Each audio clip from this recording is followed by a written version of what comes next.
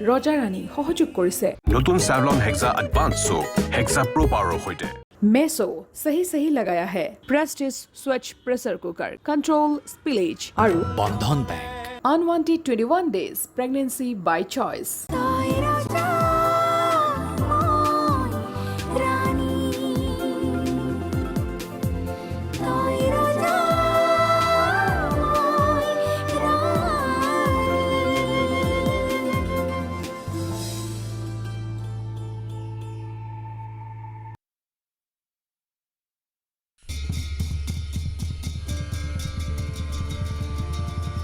মই সন্ধিয়া খোৱা মেডিচিন দি আছোঁ বৈষ্ণৱী মৰাৰ পৰা ঘূৰি অহাৰ পিছত মই বুজি পাইছোঁ মই কিমান ভুল কৰিছিলোঁ সঁচাকৈ কৈছোঁ তোমাক মোক মাৰি পেলাব বুলি ভাবিছিলোঁ বহুত কথা মই অকলে অকলে কৈ আছিলোঁ এক্টিং কৰি কোৱা নাছিলোঁ ক'ব নোৱাৰাকৈ মনৰ পৰাই ওলাইছিলে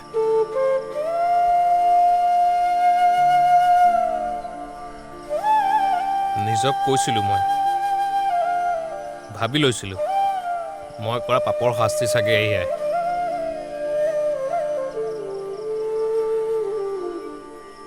মনৰ ভিতৰতে তোমাক আৰু চন্দ্ৰক ক্ষমা বিচাৰিছিলোঁ বিশ্বাস কৰা বৈষ্ণৱী বিশ্বাস মানুহক কৰিব পাৰি সাপক বিশ্বাস কৰিবলৈ সাপৰ বিষ জৰা বেজ নহয়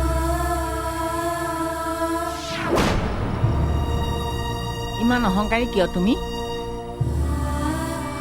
সি ইমান ভালকৈ কথাবোৰ কৈছে তুমি উত্তৰ কেনেকৈ দিছা এইখন ঘৰৰ ল'ৰা সি তোমাৰ ওচৰত সৰু হোৱাৰ প্ৰয়োজন নাই তাৰ মাহী এই যাদু কৈছে কিবা তোক ইমানখিনি কোৱাৰ পিছতো তই এই কাৰণে পাগল হৈছ এইখন ঘৰ শেষ কৰিব এই ডাইনীজনীয়ে মাহী মাহী চাহ খাব আপুনি আপোনালোক বহক মই চাহ বনাই আনো এই প্লেন কি মানে ইমান বেয়াকৈ কওঁতো মাহী কিয় ইমান বেয়াকৈ কৰি তাইক এই শেষ কৰি পেলাব তোক এইখন ঘৰ চব তোৰ কথাবোৰেহে শেষ কৰিব সৰু খং নকৰিবি মাহী তই তাইক ইমান বেয়াকৈ কোৱাৰ পিছতো তাই তোক কিবা টানি ক'লে নে উল্টাই চাহ বনাবলৈহে গ'ল দেখিলি এইবোৰ চব তাই এক্টিং এক্টিং মই কৰিছিলোঁ তাই নহয় সৰু নামঘৰ ৰাইজে মোক পুলিচত গতাই দিয়া ভয়তে বৈষ্ণৱীক বিয়া কৰাম বুলি কৈছিল তাইক ঘৰত ভাল লগাই আছিলোঁ প্ৰথমতে সেইটো ভয়তে জেদ এটাও আছিলে চন্দ্ৰ ঘৰুৱাৰ কিন্তু লাহে লাহে মই আকৌ বৈষ্ণৱীক আগৰ দৰে ভাল পাব লৈছিলোঁ সঁচাকৈ পত্নী বুলি মানিম বুলি ভাবি লৈ বিয়া ঠিক কৰিছিলোঁ মন্দিৰত কিন্তু তাৰপিছত যি হ'ল ভালেই হ'ল বহুত কথা বুজি পালোঁ মানুহে কষ্ট কেনেকৈ পায় সেইটো বুজিলোঁ এতিয়া মোৰ এনেকুৱা লাগিছে বৈষ্ণৱীক চন্দ্ৰৰ ওচৰলৈকে পঠাই দিওঁ সঁচা মইতো সেইটোকে বিচাৰোঁ মই এতিয়াই ব্যৱস্থা কৰি নালাগে বৈষ্ণৱে নিজে নিবিচৰালৈকে কোনেও যাতে তাইক কোনো কথাতে একো জোৰ নকৰোঁ ময়ো তয়ো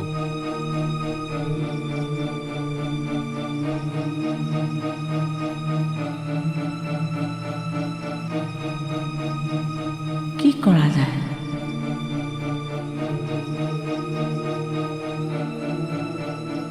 মোক চেনি নিদিবা নাই দিয়া চন্দ্ৰৰ ল'ৰাটো ভাল ন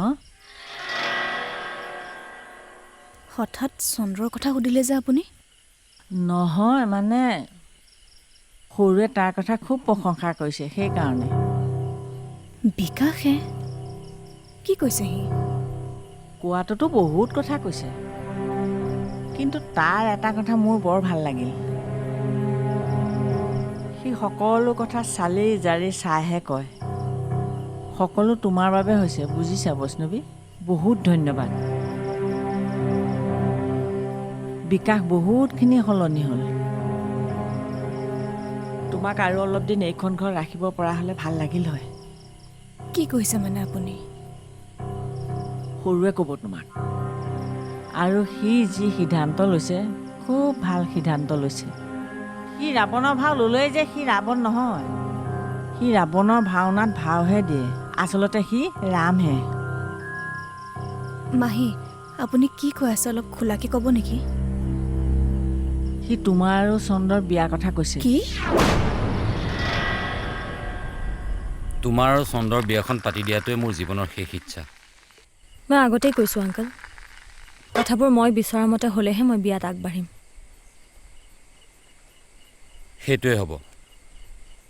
চন্দ্ৰৰ ঘৰটো মই নতুনকৈ সাজি দিম। কিন্তু মা মান্তি নহয় আংকল, আৰু মা যদি মান্তি হয়ো চন্দ্ৰক ঘৰ জোৱাই কৰি ৰখাৰ চৰ্তটো ৰাখিবই। মই বাৰু বাইদেউক বুজাম। মাক বুজোৱাৰ আগতে চন্দ্ৰক সুধিব লাগিব সি কি বিচাৰে। আচলতে আংকল, মই নিজেও নিজক সুধিব লাগিব মই কি বিচাৰোঁ। মই চন্দ্ৰক ভাল পাওঁ বাবে তাৰ লগত বিয়া হ'ব বিচাৰিছোঁ, নে তাৰ সাহস হৈ মই তাৰ লগত বিয়া হ'ব বিচাৰিছোঁ। আৰু আংকল, যদি মই তাৰ সাহস হৈ তাৰ লগত বিয়া হ'ব বিচাৰিছোঁ, তেতিয়াহ'লে গোটেই জীৱনটো মই কম্প্ৰমাইজ কৰা হ'ব, আৰু চন্দ্ৰয়ো।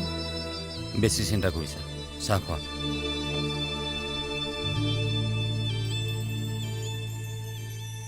অকলেই থাকিম মই, মোৰ কোনেও দায়িত্ব ল'ব নালাগে, ময়ো কাৰো বুজা নহওঁ।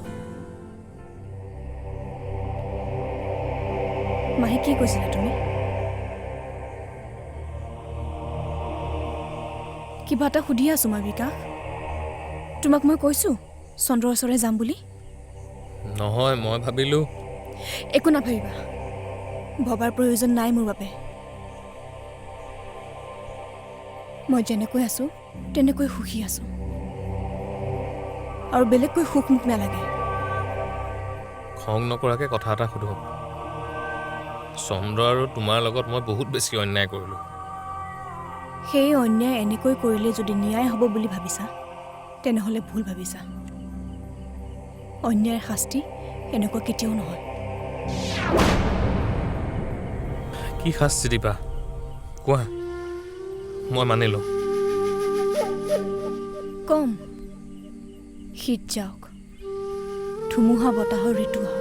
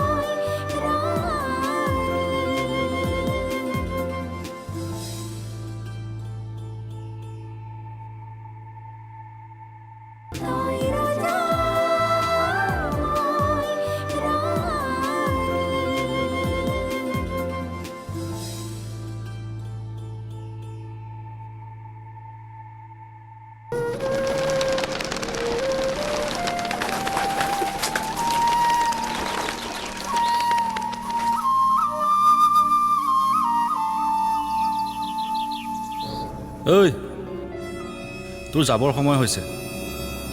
ওপৰলৈ যাবি নে ঘৰলৈ যাবি সেইটোহে কনফাৰ্ম নহয়।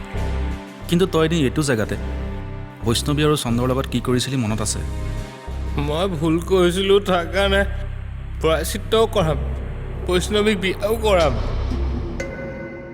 চন্দ্ৰৰ লগত কৰাখিনি কি কৰি প্ৰায়শ্চিত্ত কৰিবি হা? এই পেকেটটো তোৰ মনত পৰিছে?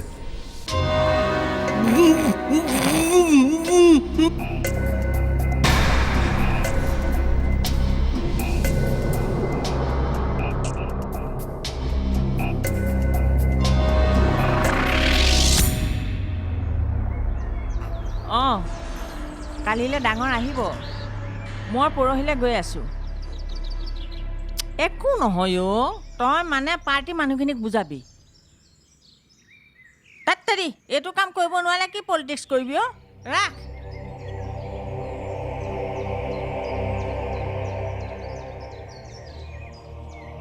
সৰু গাটো বৰ বেয়া লাগিছে নেকি? অকণমান উইক উইক লাগি আছে। গুৱাহাটীত ডাক্তৰক দেখুৱাবি। নালাগে, নিজে ভাল পাম। আজি চেলাইন দিবই ন আমাৰ এই ফাৰ্মাচী দুটা যে। ঘৰত চেলাইন লৈ থাকিব লগা হৈছে। কাৰ কাৰণে তই ভাবি চাইছনে? মোৰ নিজৰ কাৰণে হৈছে আৰু কাৰ কাৰণে হ'ব? তোৰ চকুত চলিহা পৰিছে। বৈষ্ণৱীৰ বাবে তোৰ এই অৱস্থা হৈছে। মোৰ বাবে বৈষ্ণৱীৰ কি অৱস্থা হৈছিল ভাবি চাইছনে? কিডনেপাৰ মাৰত তোৰ মগজটো গৈছে নেকি অ? কালি ৰাতিও মই সেইটো কথাই ভাবিছোঁ। কিডনেপাৰে যদি মোৰ মূৰত মৰা বাবে মই যদি চব কথা পাহৰি থাকিলে তেতিয়া পাগল হলি তই? পাগল হৈছোঁ। নিজক বুজাব পৰা নাই মই। কৰোঁ মাহী মই একো কৰিব নালাগে। তাই যাদুৰ পৰা তই নিজকে মুকলা। উফৰাম, বৈষ্ণৱীক বেয়াকৈ ক'লে মই বেয়া পাওঁ। হয় নেকি? ঠিক আছে, আৰু এটা দিন। কাইলৈ ডাঙৰ পাবহি। পৰহিলৈ মই যামগৈ। তাৰপিছত তই নিজৰ মতে থাকিবি, তাই কথা মতে চলিবি। পৰহিলেনো কিয় যাব লাগে? অলপ দিন থাক। নোৱাৰোঁ। জিলা পৰিষদৰ পৰা উঠিম এইবাৰ। পাৰ্টিৰ বহুত কাম পৰি আছে। তই গা ভাল পালে তয়ো লাগি দিবগৈ লাগিব। মই আৰু বেয়া কাম নকৰোঁ। বেয়া কাম মানে? জিলা পৰিষদত উঠাটো বেয়া কাম। ৰাজনীতিটো ভাল খুব কমহে দেখিছোঁ। ভূতৰ মুখত ৰাম নাম। এতিয়া নিজেই কৰিলে দেখোন মোক ভূত বুলি। তই ভাবচোন মই কিমান বেয়া আছিলোঁ। ঐ মাহী, আপোনাৰ ৰুমতে চাহ দি থৈ দিয়া আছে। চাহ মই নিজেও বনাই খাব পাৰিম।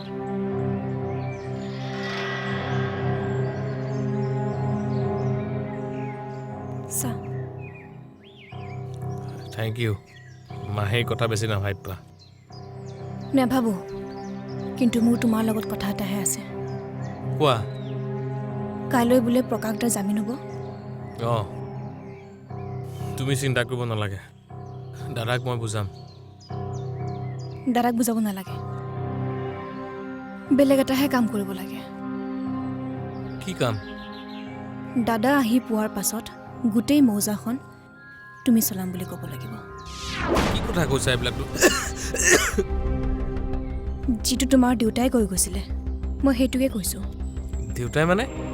চিধাকৈ কোৱা মোক কি কৈছা। চাহটো খাই ৰুমলৈ আহা।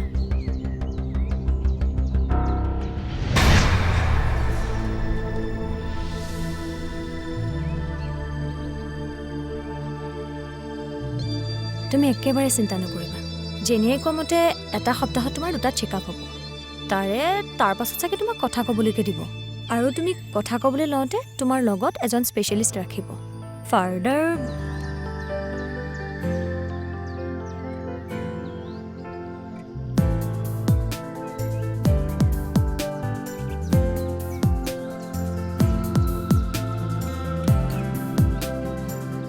মই কথা ক'ব পাৰোঁ বুলি তোমাক ক'বলৈ মন গৈছে জাহ্নৱী, কিন্তু তুমি গম পালে সকলোৱে জানিব। আচল কথাটো হ'ল মোৰ কথা কোৱাৰ হাবিয়াসো নাই। আৰু কিবা ক'লা? কিবা কোৱাৰ নিচিনা লাগিল তোমাক। মোৰ ব্ৰেইনটো গৈছে নেকি? কিনো ভাবি থাকোঁ নিজেই নাজানো। নাভাবিবা মোৰ দৰে এটাৰ বাবে। মই এটা অমংগলীয়া ল'ৰা, যাৰেই জীৱনলৈ যাওঁ জীৱনটো ধ্বংস কৰোঁ। মই মোৰ জীৱনটোত বহুত প্ৰব্লেম দেখিছোঁ। সদায় কোৰ্টলৈ নতুন নতুন মানুহে নতুন নতুন প্ৰব্লেমবোৰ লৈ আহে। সেই মানুহবিলাকৰ প্ৰব্লেমবোৰ, কষ্টবোৰ, মোৰ কষ্টবোৰ আৰু মই হেৰুওৱা সম্বন্ধবোৰৰ তুলনাত একোৱেই নহয়। মোক হেৰুৱালেও তোমাৰ একো নহ'ব। আচলতে কি জানা, সম্বন্ধবোৰ চিলাখন ধৰি ৰখা সূতাডালৰ নিচিনা। যিমানেই টানিবা সিমানেই ছিঙিব। সেইকাৰণে গুৰুত্ব মানুহে চিলাখনক নহয়, সূতাডালক দিব লাগে। মই আকৌ ভাষণ জাৰিবলৈ আৰম্ভ কৰিছোঁ ন? মোৰ এইটো প্ৰব্লেমেই হৈছে অলপ দিনৰ পৰা। সুবিধা পালেই ভাষণ দিওঁ। এণ্ড ডোণ্ট ৱাৰি, মই সদায় তোমাৰ লগত আছোঁ। ব'লা আহা।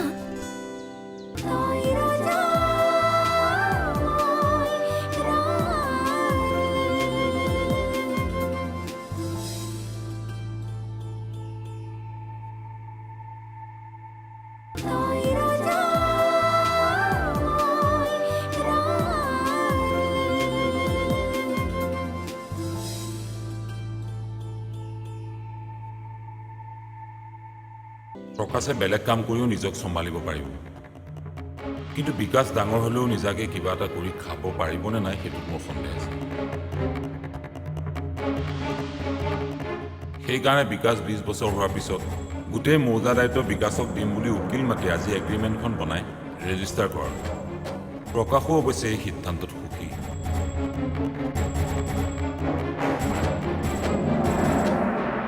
প্ৰকাশ দাও সুখী এই সিদ্ধান্তটোত। মানে কি?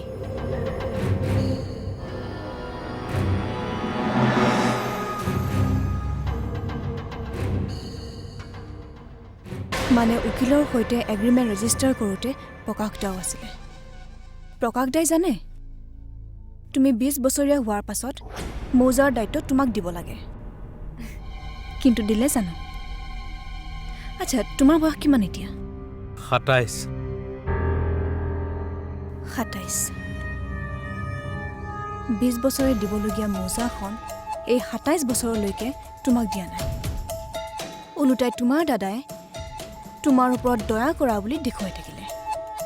কি বুজিলা? তোমাক দাদাই ভাল পায়?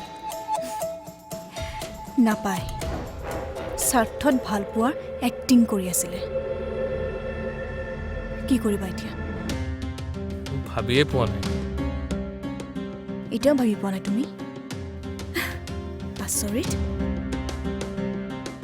কাইলৈ দাদা অহাৰ পাছত তুমি মৌজাৰ দায়িত্ব তোমাক দিব লাগে বুলি ক'বা, আৰু তেতিয়া কি উত্তৰ দিয়ে সেইটো চাবা। দাদাইতো মোক ক'লে দিয়ে দিব, দিলেতো ভালেই। কিন্তু মৌজাখন মই অকলে কেনেকৈ চলাম? কেইদিনমান চলাটো সৰু কথা, কিন্তু পাৰ্মানেণ্টলি মই পাৰিম জানো? পাৰিবা তুমি, মই আছোঁ তোমাৰ লগত। আমাৰ দেখোন বিয়াই হোৱা নাই। তুমি ইচ্ছা কৰিলে গুচিও যাব পাৰিবা। মই পঞ্জিকা চোৱালোঁ। এই মাহত লগ্ন নাই, মাঘত আছে। মাঘৰ প্ৰথমতে আমাৰ বিয়াখন হ'ব।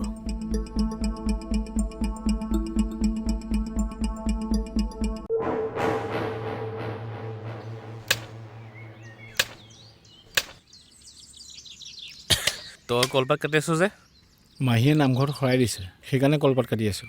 ন মাহীক কিবা ক'ব লগা আছিল নেকি? কথা আছিলে। টাউনলৈ গৈছে।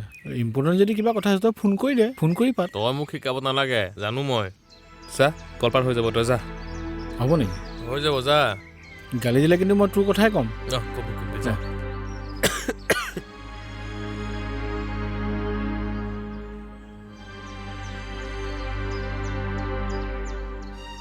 হেল্ল'। হেল্ল', মাহী ক'ত আছ? টাউনত। ক। ফ্ৰী আছনে তই? মোৰ তোৰ পৰা এটা কথা জানিবলগীয়া আছিলে। অঁ, কৈ যা কৈ যা।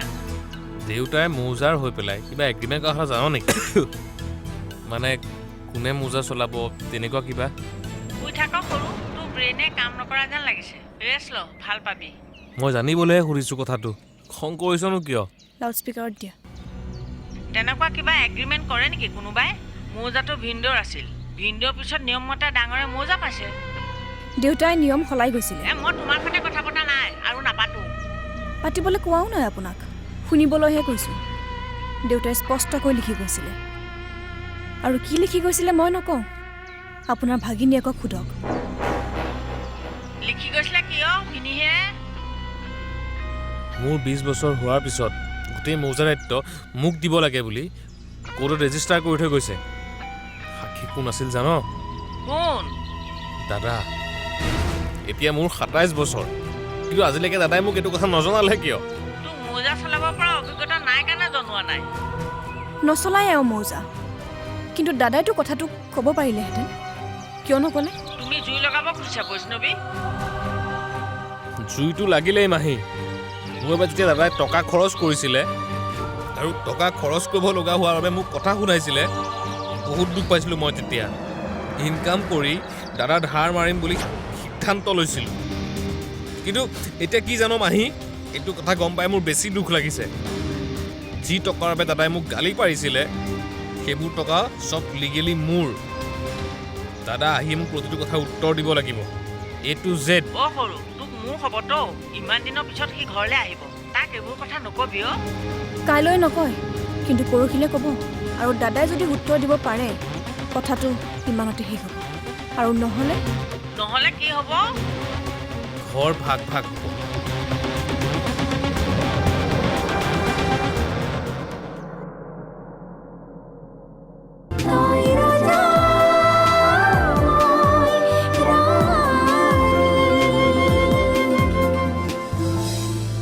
ৰজা ৰাণী সহযোগ কৰিলে নতুন Savlon Hexa Advanced Soap Hexa Pro Power সৈতে मेसो सही सही लगाया है प्रेस्टिज स्वच्छ प्रेशर कुकर कंट्रोल स्पिलेज और বন্ধন bank unwanted 21 days pregnancy by choice